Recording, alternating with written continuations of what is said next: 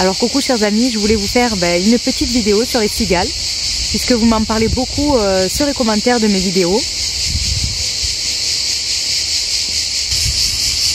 Tout se passe dans le sud de la France, en Provence. C'est là qu'elles sont le plus nombreuses.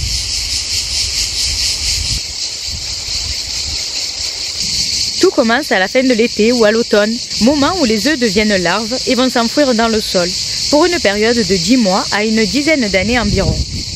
Durant leur période larvaire souterraine, elles se nourrissent du xylème.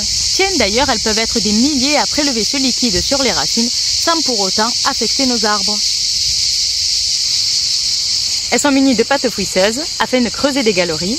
Elles vont également utiliser leur abdomen qui est capable de canaliser l'urine vers les pattes avant afin de ramollir la terre. Elles sont donc, tout comme les vers de terre, très précieuses pour nos jardins.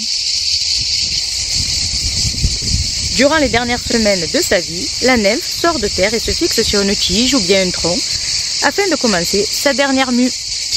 C'est donc à ce moment-là que la cigale se transforme en insecte adulte et aérien. À sa sortie, la cigale sera de couleur verte, puis 20 minutes plus tard, grise. Durant sa vie aérienne, qui dure entre 4 et 6 semaines, la cigale est là uniquement pour se reproduire. Elle va donc émettre ce son, appelé cymbalisation, qui est un chant nuptial émis par les mâles pour attirer les femelles.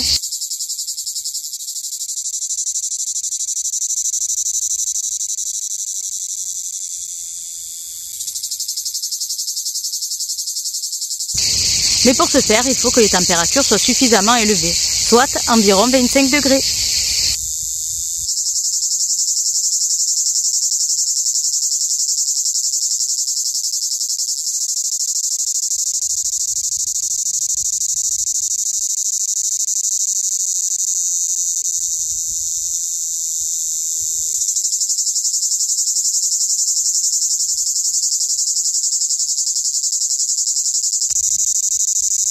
C'est alors que le mâle va commencer à faire vibrer ses cymbales, qui est amplifié par son abdomen, servant également de caisse de résonance.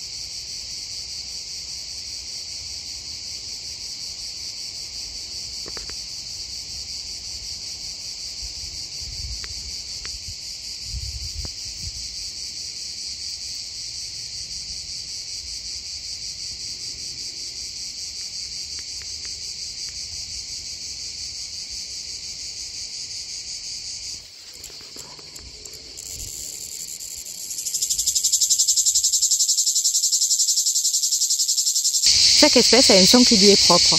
Et certaines espèces chantent jusqu'à 90 décibels. Mais le record est attribué à la cigale épicier avec 120 décibels. Les cigales ont une sorte de longue trompe rigide appelée rostre, leur servant à se nourrir de la sève des arbres ou des arbustes. Leurs arbres préférés étant les pins, les frênes, les chênes, le platane, les oliviers.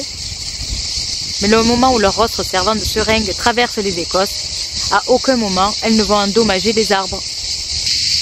Les prédateurs sont très nombreux. Il y a tout d'abord les guêpes qui nourrissent leur progéniture avec la chair des cigales, puis les araignées, les fourmis, les sauterelles, les mantes religieuses.